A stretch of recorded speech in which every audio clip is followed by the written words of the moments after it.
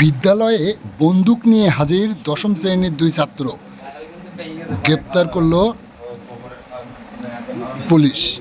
কি এমন ঘটনা ঘটেছিল যে দশম শ্রেণীর দুই ছাত্রকে বন্দুক নিয়ে বিদ্যালয়ে আসতে হলো? এমনই চাঞ্চল্যকর ঘটনা দেখা গেল মুর্শিদাবাদ জেলার রেজিনগরের আন্দুলবেড়িয়া উচ্চ বিদ্যালয়ে। জানা যায়, দুদিন আগে ওই ছাত্রদের সঙ্গে স্কুলের গেটম্যানের বচসা হয়।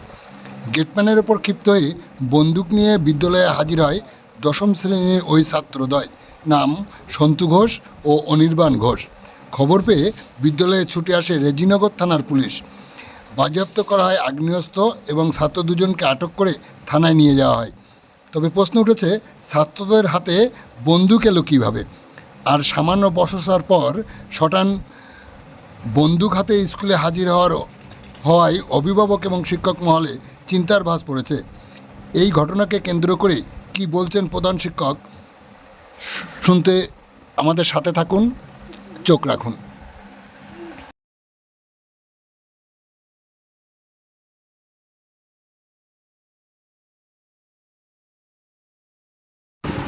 অভিযুক্ত ওই দুই ছাত্রকে রেজিনগর থানার পুলিশ গ্রেপ্তার করে নিয়ে যায়।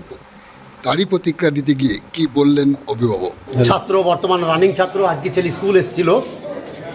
তো যখন আমরা শুনলাম যে স্কুলে এরকম একটা আর্মস নিয়ে দুটো বাচ্চা ছেলে ক্লাস 10-এর ছাত্র আগ্নেয়াস্ত্র নিয়ে চলে এসছে, তখন আমরা আতঙ্কিত হই এবং স্কুলের দিকে ছুটে আসি যে কার বাচ্চা মারা গেল, কি হলো। বড় টেনশন, বড় চাপে আমরা এসছি স্কুলে ছুটি। স্কুলে এসে আমরা স্কুলের যে নিরাপত্তা ব্যবস্থা, স্কুলের যে প্রশাসনিক যে ব্যবস্থা, সেটা টোটালটা পঙ্গু।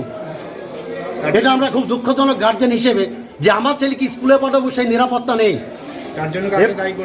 এর জন্য আমি দায়ী করছি, সমস্ত পাবলিককে দায়ী করছি।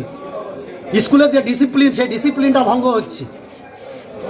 স্কুলে ডিসিপ্লিন থাকা উচিত, স্কুলের নিয়ম শৃঙ্খলা থাকা উচিত। স্কুলের গেটম্যানকে হুমকি দিচ্ছি, সে তো ডিসিপ্লিন রক্ষা করছি। আমরা চাচ্ছি গভর্নমেন্টের কাছে বা উচ্চ প্রশাসনের কাছে, স্কুল ম্যানেজমেন্টের কাছে আমাদের করজোড়ে নিবেদন, যাতে এর উপযুক্ত শাস্তি হয় ছেলে দুটো, যাতে করে দ্বিতীয় দিন কেউ আগ্নেয়াস্ত্র নিয়ে স্কুলে প্রবেশ করতে না পারে, ছেলেরা যাতে সুষ্ঠুভাবে পঠন পাঠন করতে পারে। আমরা যেন শ্রমজীবী মানুষ, আমরা বিভিন্ন কাজে, গ্রামের সাধারণ মানুষ, আমরা আমার ছেলেকে স্কুল দিয়ে যদি আমি নিরাপত্তার সঙ্গে যেমনি বাড়িতে থাকতে পারি, যাতে আমার টেনশন না থাকে। এইভাবে যদি চলতে থাকে স্কুলে ছাত্রই থাকবে না স্যার। আমার নাম মুস্তাফিজুর রহমান, আমি এদের দৃষ্টান্তমূলক শাস্তি চাচ্ছি একজন গার্জেন হিসেবে।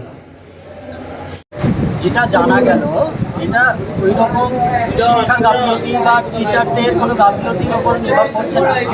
ছেলেটা প্রার্থনা নর্মালি আমাদের হওয়ার পরে দুটো ছেলে এসে বাথরুমে থেকে এসে বললো যে স্যার, একটা ছেলের কাছে বন্দুক পিস্তল আছে, বন্ধুদেরকে দেখাচ্ছে। তো আমরা তাকে জিজ্ঞাসা করলাম, বড় ছেলে ছোটো ছেলে কোন ক্লাসে, এটা বলতে বলতে বললো যে হ্যাঁ 9-10 হবে। সে ছেলেটা ছোটো, যে ছেলেটা খবর দিল আমাদের এরিয়া প্রার্থনা সবাই শেষে। তখন আমরা 4-5 জন টিচার নিচেই ছিলাম, সেখানে গেলাম, গিয়ে বাথরুমে আমরা খোঁজ লাগলাম, তল্লাশি করলাম। বাথরুমে দুটো ছোটো ছেলে ছিল, তাদের কাছে কিছু ছিল না এবং বাথরুমেও কিছু ছিল না। তার মানে তখন তারা যদি ছিল তাহলে ওখান থেকে ক্লাসরুমে চলে গিয়েছে। দিয়ে আরও তখনই জানা গেল যে 9-10 তাহলে একটু খোঁজ করা যায়, যেহেতু বড়ো ছেলে ছিল।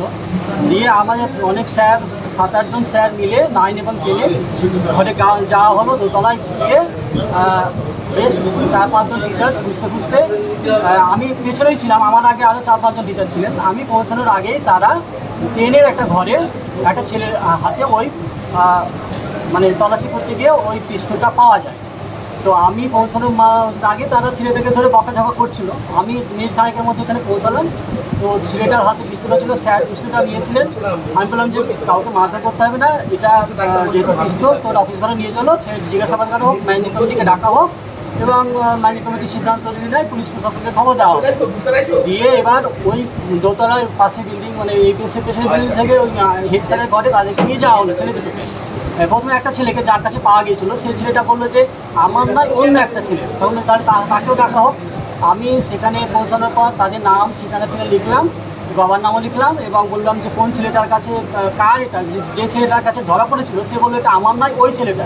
তো সেটার নাম বলো, তাকে ডেকে আনা হোক।